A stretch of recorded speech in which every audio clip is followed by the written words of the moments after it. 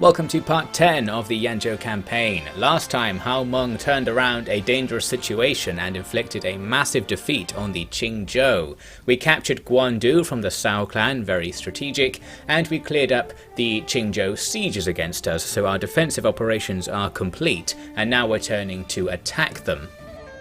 I can use the force I started putting together to potentially relieve the siege at Puyang, to now start forming the Qingzhou Punishment Army. Going to take a couple of turns just hanging around our capital district to get some heavy troops together and generally have a nice powerful offensive army ready to go after them. At the same time, Hao Meng will continue to stall and generally annoy the army by occupying this bridge by their capital. However, some of the men I sent to support him have betrayed us and turned into rebels, so actually the bridge is now held by them. Hao Meng's going to have to turn around and fight them because the enemy have sufficiently stacked up around their capital that it will just be too hard for us to do a siege right now and somehow get in. That means we're going to give them some breathing room. We'll just keep occupying the bridge and being annoying, making sure they can't move into our territory at least. And I'll now have to look elsewhere to find some more scraps to support Hao Meng. We'll need to essentially build up a new army in this area or bring forces up from the south. In the south, our armies are currently occupied just besieging the Liu clan's last settlements. We've got them both under siege now thanks to Zhang Ba moving out after the Guanling campaign over there was successful. On the western front, we just want to keep pushing against the Cao clan's remnants. Here, Zhang Liao moves out and doesn't manage to find any battles, just pushing some enemies away. We need to go west towards Xishui Pass and Luoyang to the west beyond it, which the Cao clan own, and to the southwest. A diplomat is sent to the north to secure an alliance with the Yuan clan. I had to pay for it, but this now means a massive stretch of our northern border is allied to us. It makes Guandu less important, so I don't have to leave armies there or anything. And just generally, that means we're surrounded by allies at this point. We've got a pretty nice, comfy, strategic situation. Just need to chip away at all the enemies right on our doorstep. The Cao and Liu clans don't really do anything in their turn, and Qingzhou move as if they're going to attack Hao Meng. We see armies coming over to the capital and one even going to stand in front of him, but nothing actually happens. Even after an army came from behind us and it really looked like they were going to do something, they didn't. At the start of the next turn, I realised our forces besieging Jianchun actually don't have many supplies left. One army is out of supplies, the other army is currently foraging, and that gives them various debuffs, particularly to their morale if they actually have to fight. As it happens though, the enemy are also about to run out of supplies, so we don't really have to fight, we can just leave them sieging and try and take the free win in the next turn. I also decided to send the diplomat you just saw me moving to go and hire Niu Jin, one of the unaligned officers hanging about nearby. You can buy these guys to force them to join you. Some of them are good, some of them are bad. It's just a way to get more officers if you need them. We don't really need more officers, we've got loads, especially right here. But just thought I'd throw them into the force anyway. It's another heavy cavalry unit, which is always useful. Hao Meng's going to turn around and clear out the Qingzhou forces who were behind us. There is another Qingzhou settlement up there, so they can keep appearing behind us if they want to. But we don't really have the men right now to go and deal with that up there while also holding the bridge, so we'll just have to ignore that situation. Our punishment army is coming along nicely. I've hired various heavy units which we can make in our capital now. So it's going to be a decent force, just need to continue putting it together. Eventually they will march and attack Qingzhou from the west, while Hao Meng just postures and distracts them from the east. Against the Caos, I'm sending an army to Shangchang there, moving out of Xuchang, and Zhang Liao is just going to attack the nearby armies, but I realised that the enemy's strategist with an actual force, Xun Yu, happens to be sneaking back towards Xishui there. So if I fight this small army, the bigger one will be drawn in. We've actually got a decisive battle on our hands. This is probably the Cao clan's last army. It's definitely the last one we know about, and it's got loads of weird troops in it. We've got loads of steppe troops, obviously mercenaries from far away who've been forced to join this army. So let's engage them in battle and try to take them down. I had thought they were going to hill camp at the back of the map, so I was advancing out of formation, and then rapidly had to put something together when the enemy sent one unit of horse archers to engage us. That's fine by me, because if you take a look at our unit composition, this army is very unbalanced. It's mostly ranged units. even more so than my previous mostly range units armies have been. This keeps happening because, despite comments to the contrary, being an archer is not too bad in our armies. The archers tend to survive, whereas our melee units constantly die, and due to the caps on recruiting units, it's harder to replace them, or hard to replace them fast enough to keep up with the rate of loss.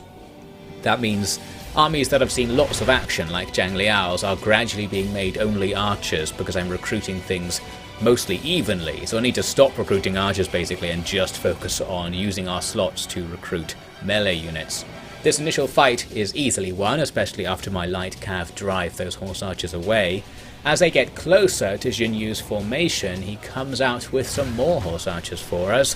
The same thing as before, so we'll just stand still and try to take them down. I actually thought we'd kill them a bit faster, given that we have so many ranged units attacking just one of theirs, but still, it does the job. And there behind them is Jinyu himself, coming over with his own bodyguard missile cav. This is ideal for us. We want a skirmish, since our army is mainly skirmishing units. I'm going to pull back my melee units from the front, because if they get killed by the enemy's archery, we'll be in even more trouble. Eventually the enemy army starts just running towards us, so I don't need to do any more maneuvers. They come at us with some volunteer cav, but they rout as soon as my own cav counterattacks. That looks good, now we'll set up for a flank attack there. I'm going to move forward with just 2 of my 5 melee units to resist the enemy army's melee attacks. And that's not going to be too bad, because the enemy don't have much in the way of melee units themselves. All those steppe mercenary style units they've somehow acquired are archer units, so as we surround that blob with our cav, that's going to be easy pickings. That means it's going to be also easy for us to bring down the few melee units that are there, even with our very depleted melee component. Plus our own archers are going to be absolutely annihilating everything because we've got so many of them firing all over the place. We charge in, we quickly kill the captain of the first small army that we engaged. Jinyu is also stuck in that engagement, and very quickly he himself dies as well. This starts a pretty big rout. Some of these men are trying to skirmish away, but just get routed as our attacks turn into rear attacks. Overall, the enemy army is in huge trouble, and this battle is over as soon as it begins. We run the enemy down as they try to escape, taking hundreds of captives, and things come to a successful conclusion. The enemy lost something like 5 or 6 times the number of men that we did. Well, they will as long as we execute the captives, that is. And of course I am going to execute them with no second thoughts as soon as the next turn begins. We are going to really hammer home our victory against the Cao clan. That's the path to Sishui Pass cleared, but I'm actually going to go after this little group of enemies just here for no particular reason. Thought I could just rush in and take them out because it's just archers. But I ran out of movement just as I got there, so that's a shame. But suffice to say, the Cao clan probably can't put up much of a fight from here, and like with the Liu clan, we'll eventually bring them down. After those victories, the Cao clan comes to us with an outrageous offer. They offer ceasefire if we pay them. This guy has 0 diplomacy skill, the guy who's talking to me, so clearly he doesn't know what a good deal looks like. I wanted to make them my vassal or something, but that doesn't appear to be a choice, so I was like, well, I'll stop attacking you if you just give me Sishui Pass, since that would mean I'm splitting their domain up and having the key choke point controlled by us. But they reject that deal, thinking it's too demanding. The war will go on, and we'll just have to take Sishui Pass and much more. In the same turn, we're going to have a decisive battle with the Liu clan, perhaps the final battle here, as all of the units around Jianchun finally come in to attack us. They're out of supply, so the AI is out of options. They're going to try and break the siege right now. They've still got quite a lot of men left alive. The force inside the city doesn't look all that together, but they do have the army outside. They've got something to use, and our strength depends on our 1,000+ reinforcement troops coming into the battle, so I am going to allow the AI to control them so that we can make use of our advantage in numbers. I had a plan for this battle, but it's not going to last very long, as we'll see. I put most of my men bunched up on the right side of my formation, led by the crossbows who are currently engaging those horse archers, because there was some impassable terrain that I could use to protect my archers and long-range ballistas, so I wanted to draw the enemy in front of those little bluffs or cliffs, and then outflank them using our big bulky force beside it. The fight began with this engagement with enemy horse archers, which was to our advantage since we have loads of archers and crossbowmen to attack. But the problem we're going to see is that our allied army isn't having any of our cliff strategy. They're going right in. You can use the stance button on the top right to, in theory, affect the AI's strategy, but it didn't really work. They were on defensive strategy. I switched it to shootout stance, which I thought maybe would make them fall back and just use archers, but no, they're still charging in with all of their cavalry and infantry, and this just leads to an enormous mess out in front of our army. Some enemy cav did attack our left, but I had enough men to clear them out quickly, and then we began to attack the enemy's right. It was just a couple of peasant spear units out there and the like, so sending our swords over will easily win us that flank. But the main fight's going on over there. You can see both sides have just piled into each other in a huge mess. I'm trying to advance in good order behind our allies, but because that's slower, our allies are just getting destroyed. The enemy are getting destroyed as well. Basically, it's a huge brawl where both sides are just killing each other. There's us driving the enemy away on our left, so we've won out there, but our centre and right just hasn't engaged yet because our ally is doing all the work and taking all the damage. In the end then, we're not really participating in this battle very much at all. I've got some cav in there doing a few rear attacks, and now I'm going to push this line of halberds in to try and clear things up. But very quickly we see the commander of the besieged force killed somewhere out there, and now everything's just routing all over the place. This battle has descended into complete chaos. You can see with the flashing light thing here, that is just pockets of resistance that we can easily clear up. Not much point looking into that, so we'll skip over to when I've just surrounded and pounded everything. The enemy run away, and we kill loads of them. This decisive battle then ended up being more of a battle fought by the AI, and I just watched it from above, didn't really do very much myself. We took only minimal losses in our army as a result, but our allied AI army took massive losses, and now my faith in letting the AI command armies has been a little bit damaged. I think it's better if you're attacking, since the AI tends to just charge in, so if you're also charging in, then you can help each other a bit better. We execute the captives, and we actually killed everyone in the besieging force, so we get the settlement right away rather than at the start of the next turn, which I think is what normally happens if they run out of supplies. Qingzhou don't do anything in particular, so no worries there, we've still got time to plan. The armies I used to take Yanzhou are now reorganised into one powerful force. We leave a small garrison behind and immediately go on to attack the nearby Liu force. This was the army that I mentioned earlier, the one that looks like it's really vulnerable to just being rushed with a load of heavy cav, which is actually what I have in this army, but for whatever reason I couldn't really be bothered to do this fight. I guess it's because the balance was so far in our favour. I thought, can we just get a good win here? And the answer was no. We got a clear victory, but we lost as many men as they did, which wasn't what I expected given our advantage. Very nasty. Indeed, auto-resolve continues to be untrustworthy. Anyway, those forces will now go on to the southeast to support the final siege against the Liu. Here, I thought I was going to make an attack against the city of Linzi there, but actually what I'm doing here is trying to get my army to hide. I often try to do this in Medieval 2, but I still don't know how the hiding mechanics work, and I suspect that if you have a certain number of men in your army, you just can't hide them. So I wasted that turn just walking around in the forest trying to set up an ambush or something, and nothing happened. I'm going to be making a backup army to go up behind those guys to support the siege once I eventually get it going. Now a look at the west. Zhang Liao has got two enemy armies standing next to him right now, so we can't move. I have to attack them first, and this is bringing me south and bringing me away from Sishui Gate, and at this point I'm starting to shift targets and think we might as well just take everything to the south here first, since Sishui can wait. So we take out the first of the two small armies, the other one's too far away to go after, so really right now I am going to go after the army I just won against again, and it's just another auto-resolve, but curiously they managed to get another escape. That's another thing where I don't really know how the rules work. I thought if you escaped one battle and then fought again you couldn't escape, but somehow a load more guys are out of there.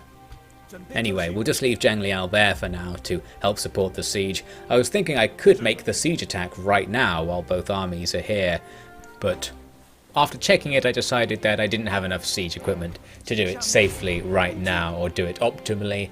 So we're not going to bother for this turn, we'll whip out some more stuff, and we will come back to that situation. The Cao clan make a meagre attempt to reinforce. A few guys up here, but that's not really going to make a difference. There's not much the Liu clan can do right now, so they do nothing, and Qingzhou move a lot of troops around. It looks like at several points they're going to attack Hao Meng here, but they never actually do it. They're just changing who's standing in front of him. They do though send that small force to the west. If only I'd actually had an ambush, we probably would have got them. They're only a small army, so it should be easy to bring them down and start getting some kills in this war. First though, we're going to finish off the Liu clan. It's time to attack Huailing with both of our stacks. The enemy army inside isn't all that weak, and we are going to be weaker than we look, because I'm not going to allow the reinforcements to bring Gao Xun's army into things. We're going to do it just with the first stack, but we still have the advantage even with that first army. And of course we begin the battle with some extensive siege tactics, just shooting arrows into the town, and even using our ballistas to attack the enemy at range. I thought this might be really good, but not really. They're too inaccurate and they don't do enough damage, so I think it's better to have a unit of archers instead of ballistas. In general, these ballistas haven't been very good. Someone said in the comments that using fire arrows or the flaming arrow type on them makes them better, so I'll try that out later on. Anyway, as you can see, I'm just directing men all around the town to see what targets they can shoot and start raining arrows all over the place. Here we can see the enemy general brought up some elite spears to just stand in arrow range, so we'll just take the opportunity to absolutely annihilate him. On the east side of the town, I've got my archers at a slight angle so they could better attack the enemies inside, and at this point in particular I think we did clear out all of the enemy infantry defending that gate, which will make our attack easier. Now here's some time later where I'm starting to actually do things. I've opened the gate in the north and sent a squad of swordsmen inside. They're just going to stand there in the gate because them going out drew a lot of the enemy's horse archers and archers to start running towards them, bringing them into range of my own archers. So all the swords need to do is stand there while our archers shoot over everything and start wiping out all the enemies at the back. You can see my attack on the eastern gate was apparently disrupted by some cav. My ram stopped and there was a load of horse corpses in front of it, so I guess some cav tried to go and stop us, but since the ram was being pushed by spearmen it didn't work. Once we do get that gate open, there's nothing there, as I hinted there would be, so we can now start running towards the victory point from the east, and I'm already doing the same thing from the west. There wasn't much in the west, and a lot of what was there went towards the northern edge of the town as I attacked to take part in this brawl up here, which is all going fine. I've just got my one unit still in there and my archers are just cutting everything down as the enemy get close. Here are the guys coming in from the west. They're all stuck on the environment by the looks of things. The pathing just isn't happening, but eventually they'll get to that victory point. We've already captured the victory point at this point. In fact, some of the enemy units though that were attacking our northern group came over to fight at the victory point, so now there's going to be a classic brawl. We do have the enemy not on the point, so it's possible to rout these units and then they'll take more casualties as they rout through, so it's not going to be the absolute grind that it usually is. Plus, we defeated the enemy in the north and could then bring those men through to attack the survivors here from behind. Looks like the Liu clan is finally going to be defeated. The fight went on for a while because their leading officer is somewhere in there. You can see his flag sticking out of our men. After another 30 seconds or so, someone finally manages to kill him, bringing the fight to an end, just as we were about to win because of the victory timer anyway. But we killed all of the enemies down to the last man. The Liu clan is absolutely gone. It wasn't even a bad result because we killed so many of the enemies using archers. It really wasn't that much of a fight. Here's the confirmation. The Liu clan is destroyed. That faction is gone. And revenge has been had. Remember, they attacked us unprovoked after we signed a deal saying that they wouldn't. So their betrayal of us has been thoroughly punished. They do still have some units out there that have now turned into rebels, but they're not really going to be any trouble. Since to the south it's Huainan, our allies, I'm going to immediately send one of these armies up north to start helping with Qingzhou, and the other guys will just hang around to control public order. Handily, I can actually upgrade Huailing into a large town right now. Towns aren't very useful because they can't recruit regular units, but as a large town it will actually serve some purpose. Here's that small group that Qingzhou sent to the west. I decided to actually go back and kill them with my main force. It's a little bit of a waste since I could spend this time besieging the enemy settlement, but I'm just playing this slow because I know I've got reinforcements on the way, and the longer we wait, I think the more of an advantage we'll have in this war. Now back to that siege at Shangcheng. It's the next turn, so we've got more siege equipment, and I realise we actually have a gigantic advantage here anyway, so I don't really need to make a big deal of this.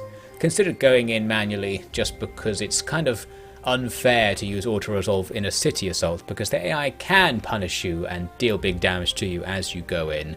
But then I thought, well, let's just deal with this now. I can slap a night attack on this to make the enemy force a little bit weaker. Now that balance bar is looking pretty good, let's just have it. And we do get a good result, losing just a couple of hundred, wiping out the enemy and taking the town. That's what we like to see. Probably the same result we would have got if I'd spent 20 minutes very slowly killing the enemy with archers or something and gradually doing it the slow/easy/hard way. Anyway, there we go, we've got the capture. Public order is going to be an issue because this place is really against factionism, which we're all about, so we get minus 80% public order. We need to bring over some wise men agents to deal with that, but there's a limit to how many you can have, and all the ones we do have are currently trying to convert Liu Bei's territory away from being revivalist. That means we're going to have our forces hang around in these cities for a long time, and we'll have to recruit some peasants or something to hold things down so that we can move out a little bit quicker. Obviously I don't care about moving out quickly very much, because now I'm wasting time with this army attacking these tiny enemy groups. Could have gone to the south and just besieged the next town, but whatever. So yes, now our real objective will be to go through the Sishui Pass there, because beyond it is the politically important city of Luoyang, where the last vestiges of the Cao clan are hanging on. We'll deal with that next time.